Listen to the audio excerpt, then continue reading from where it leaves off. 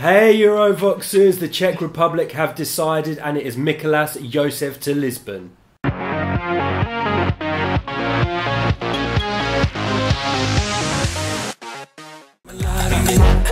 to me, oh baby, come a little closer. Lie to me, oh baby, lean upon my shoulder. Lie to me, get down on my body, love me like it was always meant to be. Now you love somebody new, I always knew, so come and give it to me. So what we can see with the Czech Republic's decision is that they have decided to go for a more modern take.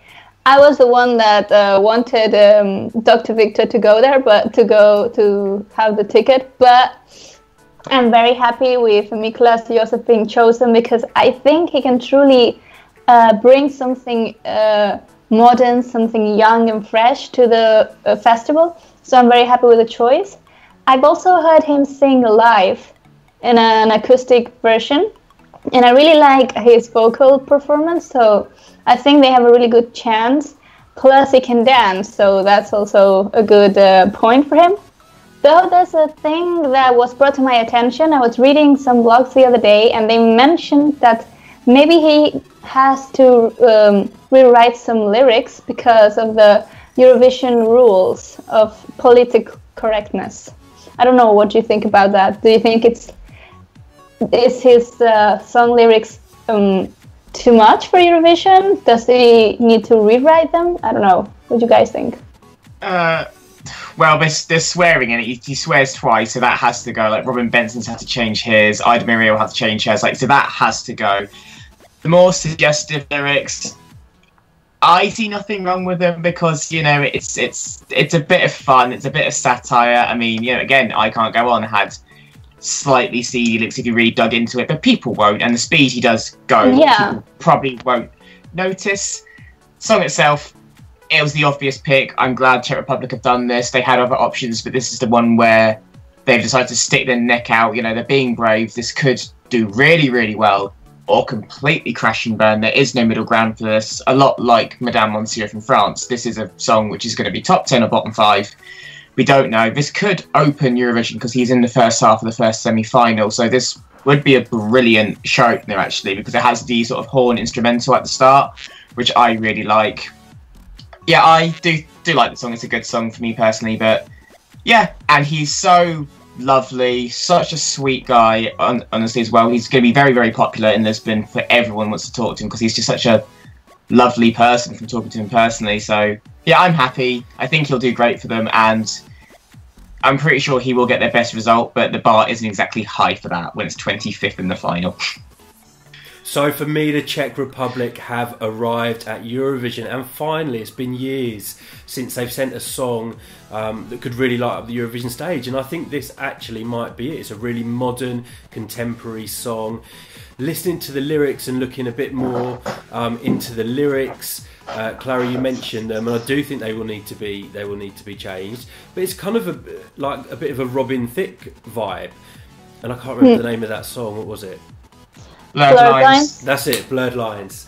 So it kind of reminds me of that, but I think my favourite thing about this song, as Elliot said before, is actually Mikolas himself. He seems really up for it. He's young. In the interview that Elliot did with him, he comes across so well, and I think this is a great choice by the Czech Republic. I can't wait to see the performance. Is there going to be a camel? We don't know. Also, this guy... Oh, I'd love that. This guy can pull some moves on stage. We kind of saw that in the video that he released. So I can't actually wait to see, how he performs the song. And he's got a lot of time to come up with some ideas for that performance. So all in all, for me, great song for the Czech Republic. Finally, they've picked a really good song that could do well at Eurovision, and potentially looking at a top 10 placing, although we're only sort of three songs in. But yeah, this will no doubt give them their best placing, and I think it's surefire to go through to the final. Yeah, I was, as I heard in your interview, he said he directed the video himself, so I'm really curious to see what of his own ideas he can bring to the performance. Which ones are not like directed by the delegation or the stage choreographer?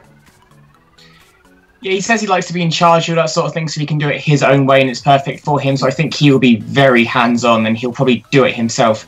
The only, I want to say issue, which it isn't an issue, but it could work against him, is that all ages watch Eurovision, and he did say in the music video he wanted something to make it look easy and just not like it's a problem. And that can sometimes be mistaken as arrogance instead of confidence. That's a very fine line, so he just needs to find that balance, because if he comes across arrogant and cocky, people just may not warm to him and just be like, and just discredit it completely, and then that might hurt him. Saying that, though, he is the absolute fan favourite out of any national final song we've heard so far, I feel. So he has got a lot of support already. So it's looking good for the Czech Republic, and I'm glad. You know, they're finally looking like a contender to do well for once, which is very rare we say that. Mm-hmm. To defend him on the arrogance thing you pointed out. For example, I think Robin Bankston also played that card, and it didn't go that bad for him. So maybe it's just a character, or when he puts into character, or like his stage character is like that, and it can. People may understand that this song requires some kind of sass. But he was representing Sweden, so he was already a big advantage. But yeah, I don't feel that he will come across with any arrogance on stage. I think seeing what we've seen of him personally, he seems like a really nice guy. Yeah, maybe a kind of 80-year-old granny isn't necessarily going to vote for this song. She'll be representing Russia next year.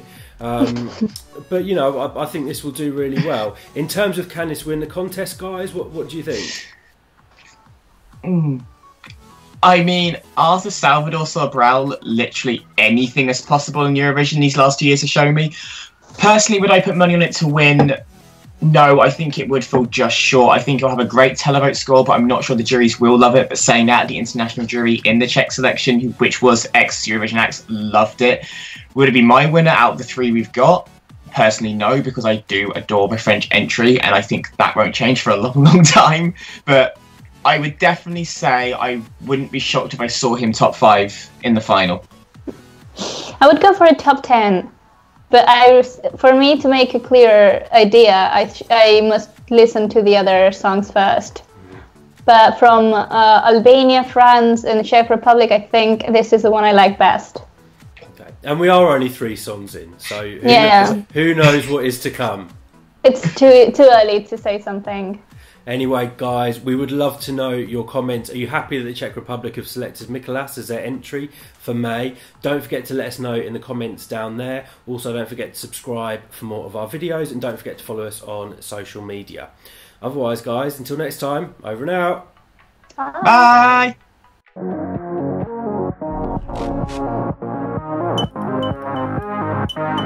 Bye.